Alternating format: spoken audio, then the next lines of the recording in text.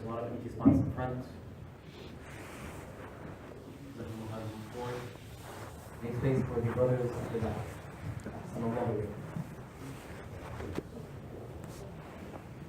إن الحمد لله نحمده ونستعينه ونستغفره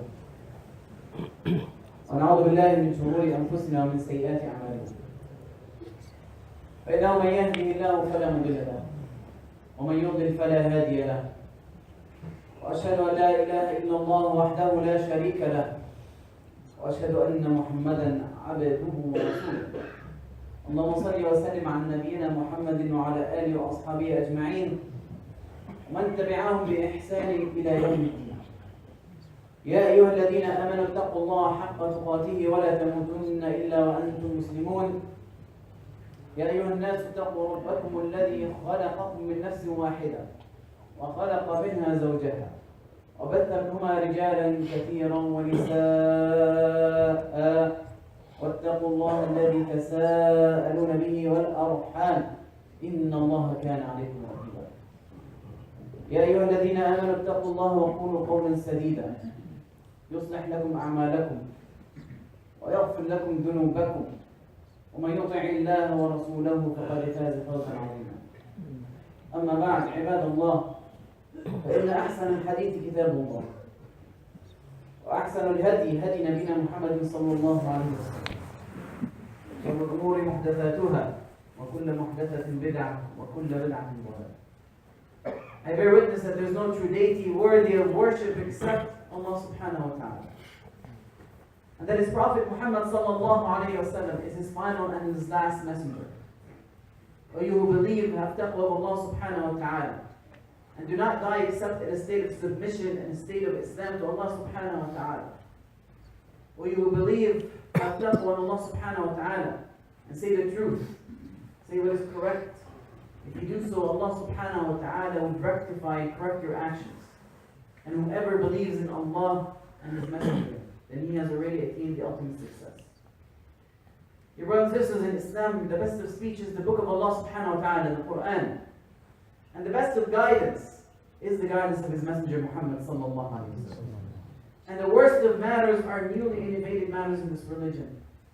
Because whatever is newly innovated in this religion will lead you astray. And whatever will lead you astray will lead you to the hellfire. Aisha radiallahu anha, as narrated by Bukhari and Muslim, had mentioned that the Prophet sallallahu alayhi wa sallam بعث رجلا على سرية. He had sent the Prophet sallallahu alayhi wa sallam a man in charge of an expedition. فكان يقرأ له فكان يصلي له فإذا قرأ ختم بقل هو الله أحد. This individual, he was in charge of this expedition, and being the leader of this group, he would lead the prayers as an imam. However, he would do something that is interesting. After he'd finished the recitation, after every recitation, he would recite قل هو الله أحد. فلما رجعوا ذكروا ذلك للنبي صلى الله عليه وسلم. And so when they returned back from this expedition, they came to the Prophet ﷺ and they told the Prophet ﷺ of what this person was doing. It was something that was very odd, unusual. And so it was almost a kind of a complaint of what is this person doing? Why is he doing this? And so the Prophet ﷺ said, Saluh, ask him why he's doing this. And so when they asked, they said, فإنها صفة الرحمن وأنا أحب أن أقرأ بها. He said, in answer why he's doing this, he said, this surah is the description of the most merciful, and I love to recite it. So what did the Prophet ﷺ say? He said, أخبروه أن الله يحب. Tell him that Allah loves him. Dear brothers and sisters in Islam, this Sahabi loved this surah because it described Allah subhanahu wa ta'ala. And that love emanated into an action, a sort of action that he acted upon. And so he would always want to recite this description of Allah. قُلْ هُوَ اللَّهُ أَحَدٌ. Allah subhanahu wa ta'ala is one, alone. Allah is Samad. As-Samad, Allah is a Samad, which means that all His creations are in need of Him and He is not in need of any. Lam yalid wa lam yulad. He did not give birth. He does not have sons or daughters. Wa lam yulad, neither was He born. He was not created, subhanallah. Wa lam yakun lahu kufuwan ahad. And there's nothing out there that is similar to Allah subhanahu wa ta'ala or equal to Allah subhanahu wa ta'ala. Now can you imagine, dear brothers and sisters in Islam, the feeling of this companion when he received from the Prophet sallallahu alaihi wasallam that it was revealed to him that Allah loves you. I want you to imagine that you are in His place. How would you feel that you found out that Allah loves you? Wouldn't you desire the status? Wouldn't you desire to be mentioned in the presence of Allah subhanahu wa ta'ala? In fact, that Allah Himself would mention your name and tell the angels that He loves you. We all admit that we love Allah subhanahu wa ta'ala. It is not strange. It is not odd. After all, it's inherent in us. It's intuitive that we love our Creator. That we love the one who bestows His bounties and blessings upon us. And every time we think about these things, think about how many blessings He had given us, about the bounties, just the mere fact that He still forgives us for every sin that we do. It is normal for us to love Allah subhanahu wa ta'ala. But what is amazing is when Allah loves His servant, when Allah loves His slave, when Allah loves His creation. It is interesting that Allah subhanahu wa ta'ala had mentioned in the Quran and upon the tongue of His Prophet sallallahu alaihi wasallam this characteristic, this attribute and quality of Allah subhanahu wa ta'ala, that He loves His creation, and specified what He loves, indicating what are the things that Allah loves, so that it can be used as a means for those who desire to be loved by Allah to act upon it. And wallahi, it's one of the most highest of status that we should aspire to attain. And theoretically speaking, nothing really is stopping us from wanting to attain this. Theoretically speaking. Except maybe our mindset, our goals. So we have to correct those, and we should make it our utmost goal and highest aspiration to be loved by Allah. So today I want to talk about some of the means that were mentioned that can lead us to have Allah love us. But Allah subhanahu wa ta'ala also told us what is the fruit and the consequence of Him loving us. So for example, Allah subhanahu wa ta'ala in the Quran, He said, إِنَّ اللَّهَ يُحِبُّ التَّوَّابِينَ وَيُحِبُّ الْمُتَطَهِّرِينَ. That Allah subhanahu wa ta'ala loves the ones who often ask for forgiveness, that often repent. It means that yes, we have shortcomings, but what do these servants do? They remember they have a Lord that had ordered them to do things, and perhaps that they have disobeyed Him, and so they ask their Lord to forgive them. They repent to Him and return back to Him. And Allah likes the ones who purify Himself. A simple way of how this should impact our belief. Whenever we make wudu, we should think of it as an act of worship. An act that Allah loves. So every time you make wudu, are you thinking, this is an act that Allah loves? I want Him to love me. It will have an impact on your actions, by the way. A beautiful, amazing impact. It will perfect your actions. This is why also Allah subhanahu wa ta'ala said, إِنَّ اللَّهَ يُحِبُّ الْمُحْسِنِينَ. Allah subhanahu wa ta'ala likes the muhsin. Muhsin is the one that exerts the best of his effort, perfection. And so when you understand this, whatever thing you're doing, you want to perfect it. Because you're thinking, this, Allah loves this. I want Allah to love me. So you're going to perfect your work. You're going to perfect your interaction with others.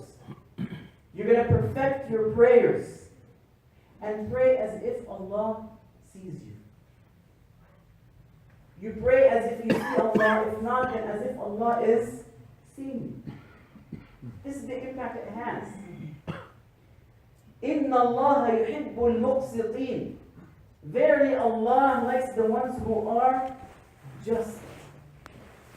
So you will always try to be just and fair in your treatment with everything, towards everyone and anything. إِنَّ اللَّهَ يُحِبُّ الْمُتَوَكِّلِينَ. Allah loves the ones who depend on Him. And so whenever you are in pursuit of any action, or you're doing something, you're depending on Allah subhanahu wa ta'ala to take care of it, to accomplish it for you. Whenever you are in need, you trust in Allah that He will take care of you. These are some of them actions of the heart, and some of them are actions of the limb. These are all means that would allow, or that would make Allah subhanahu wa ta'ala, or that would put you in a position to be loved by Allah subhanahu wa ta'ala. إِنَّ اللَّهَ يُحِبُّ الصَّابِرِينَ. Allah loves those who are patient. We have to be patient with all these things. It requires work, requires effort, perseverance, persistence, for the sake of Allah subhanahu wa ta'ala. But what's also beautiful about all these things, when you're doing all these things in mind, it allows you, and enables you, and empowers you to overcome the struggles, the pains that you face in these ventures that you go through. It gives you courage and energy, because in the end you are seeking one of the most beautiful things, one of the most beautiful and amazing honors that you can be placed in, is that Allah subhanahu wa ta'ala would love you. The Prophet sallallahu alayhi wa sallam, also in a hadith in Bukhari, as narrated by Abu Hurairah radiallahu anhu, in a hadith Qudsi, the Prophet ﷺ mentioned that Allah had told us also what is something that we can do to get closer to Him, or to that Allah subhanahu wa ta'ala would love us. And so Allah subhanahu wa ta'ala in this hadith Qudsi, He said, وَمَا زَالَ عَبْدِي يَتَقَرَّبُ إِلَيَّ بِالنَّوَافِلِ حَتَّى أُحِبَّهُ. That my servant continues to draw closer to me with performing extra deeds of action. Things are not obligatory. The sunnah. The sunnah, things that are not obligatory. You're going beyond and above. You're going beyond attending this khutbah. You're listening. You're not playing. You're not holding your phones. You're not chit-chatting at the back. You're going beyond and above. What is the word Allah subhanahu wa ta'ala would love? Those are the means, but what is the fruit of this? In that same hadith, Allah subhanahu wa ta'ala said, فَإِنْ أَحْبَبْتَ, that if I love him, this is what's going to happen. كُنْتُ سَمْعَهُ الَّذِي يَسْمَعُ بِهِ وَبَصَرَهُ الَّذِي يُبْصِرُ بِهِ وَيَدَهُ الَّتِي يَبْطِشُ بِهَا وَقَدَمَهُ الَّتِي يَمْشِي بِهَا وَلَئِنْ دَعَانِي لَأَعْطِيَنَّ وَلَئِنْ سَأَلَنِي أَعْطِيَنَّ وَلَئِنْ دَعَانِي لَأَجَبْتَ وَلَئِنْ اسْتَعَاذَنِي لَأَعَذْتَ. Allah subhanahu wa ta'ala said, if I love him, then I will be his eyes that he sees with, his hearing that he hears with, his hands that he strikes with, his foot that he steps with. Means that Allah subhanahu wa ta'ala will guide your limbs to perform and do everything that pleases him, that is permissible, and to keep you away from things that are harmful. Allah subhanahu wa ta'ala would protect you from going astray. But it doesn't mean that we become saints. We do have mistakes. We do fall into mistakes. But what do? إِنَّ اللَّهَ يُحِبُّ التَّوَّابِينَ. He guides you to repent. He's always guiding you. And you feel it, subhanAllah. Some of us feel that we're protected. And if Allah subhanahu wa ta'ala in this hadith Qudsi, He says, and if that servant makes dua, I will answer him. And if he asks me, I will give him. And if he seeks refuge in me, I will protect him. What more do we want and desire? A person who Allah loves has it made. In this world and the hereafter. He will always be content and happy in this world. You'll find that he's happy in this world. And in the hereafter, perhaps he might be called in front of all the creation, these are the individuals that I love. In another hadith, Abu Hurairah, as mentioned in Sahih Bukhari Muslim, the Prophet ﷺ tells us that if Allah, إِذَا أَحَبَّ اللَّهُ عَبْدًا, that Allah subhanahu wa ta'ala loves a servant, نَادَى يَا جِبْرِيلٌ, He calls Jibreel. He says, إِنِّي أُحِبُّ فُلَانًا فَأَحِبَّ. Ya Jibreel, I love this person, so love him. Can you imagine Jibreel loving you? That's not it. That's not where it stops. Jibreel, ثم ينادي جبريل في أهل السماء. And Jibreel calls out to the people of the heavens. إِنَّ اللَّهَ يُحِبُّ فُلَانًا وَأَنَا أَحِبُّ. That Allah loves so and so, and I love him. فَيُحِبُّهُ أَهْلُ السَّمَاء. The people of the heavens will love this person. And then it will be called upon the people of this world. And acceptance will be given to this person in this world. So you find that every pious person would love this individual. Every pious person. Because quite obviously, it's very normal for the prophets to be hated by the non-believers. Similarly, the believers are not exactly liked by the non-believers. However, you'd find this individual loved by the majority of the believers. يُكْتَبُ لَهُ الْقُبُولُ. Acceptance will be given to him in this world. Shouldn't we try to be loved by Allah? Wallahi, it's an amazing status that we strive to attain. And I ask Allah subhanahu wa ta'ala to make us among the ones that He loves.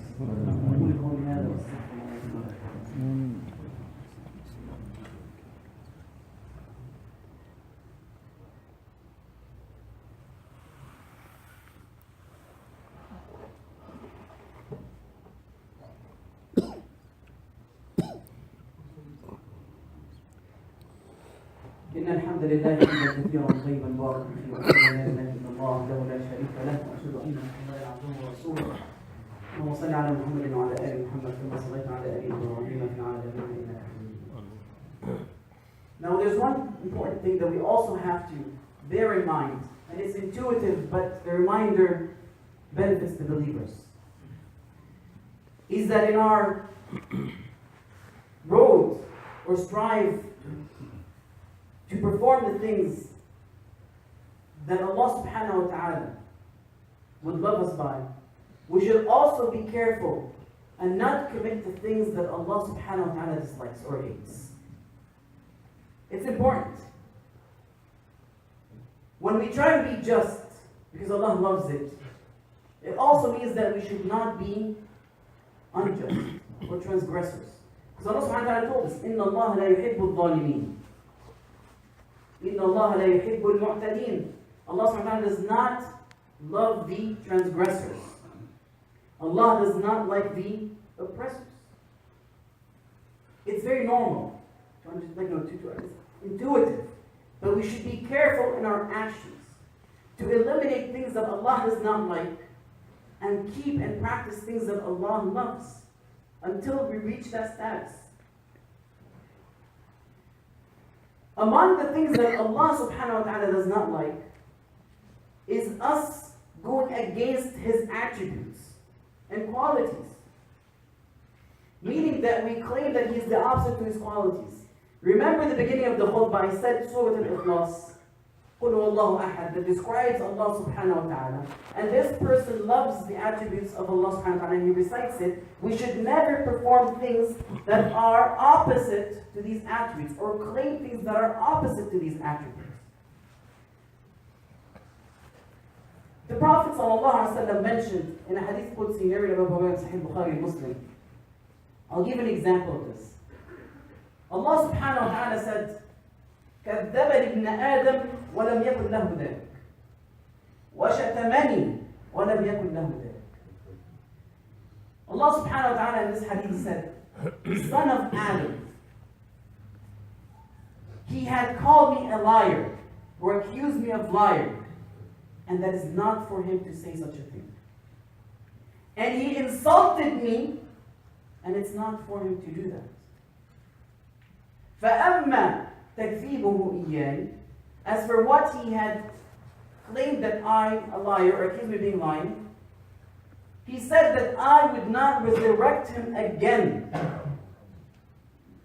That I would not resurrect him again. That it's only this world and that's it. That Allah would not be able to resurrect him similar to how He created him the first time. And as insulting Allah subhanahu wa ta'ala, and ادعى لي ولد, that he claimed that I have a son. Claiming that Allah subhanahu wa ta'ala has a son is insulting Allah subhanahu wa ta'ala. And it's important for us to understand this. If you can't comprehend the magnitude of this statement, let me recite to you Surah Maryam to understand the magnitude of this claim. Allah subhanahu wa ta'ala says, تكاد السماوات يتفطرن منه وتنشق الأرض وتخر الجبال هدا أن دعوا للرحمن ولدا وما ينبغي للرحمن أن يتخذ ولدا إن كل من في السماوات والأرض إلا آتي الرحمن عبدا لقد أحصاهم وعدهم عدا وكلهم آتيه يوم القيامة فردا. Allah subhanahu wa ta'ala says of the heavens and this earth and the skies and the mountains, how they were affected by this claim. That the skies were torn into pieces. They were almost going to be torn into pieces. And the ground was about to be split. And the mountains about to collapse. Why? They have claimed that Allah has a son. And Allah is not to have a son. He has accounted all His creation. And accounted each one of them. And the day of judgment, each one of them will come as a creation on their own. Dear brothers and sisters in Islam, it's important for us to understand this and to integrate it into our practices. In a few days, we know there's an event or celebration that celebrates the birth of the Son of Allah. We should know how we should feel about this. Do you think Allah would love that we celebrate such an event? Do you think Allah would like us to practice in these rituals? It is counterintuitive. But rather we should glorify Allah so that He would love us. We should act upon the things that He loves so that He would love us. I ask Allah subhanahu wa ta'ala to protect all of us and to guide us to what He loves the most, and that He would love us and to allow us to follow the footsteps of His Messenger Muhammad sallallahu alayhi wa sallam, and to bestow His mercy upon us and allow us to enter His heavens and to allow us to enjoy looking at Allah subhanahu wa ta'ala in the Firdaus. Allahumma اغفر لنا وإياك الأحياء منهم والأموات اللهم ارحمنا برحمتك يا أرحم الراحمين وارزقنا الهدى والتقى والعفاف والغنى ربنا آتنا في الدنيا حسنة وفي الآخرة حسنة وقنا عذاب النار اللهم أرنا الحق حقا وارزقنا اتباعه وآمنا الباطل باطلا وارزقنا اجتنابه وآخر دعوانا الحمد لله رب العالمين وصلى الله وسلم على نبينا محمد وعلى آله وأصحابه أجمعين وقوموا إلى صلاتكم.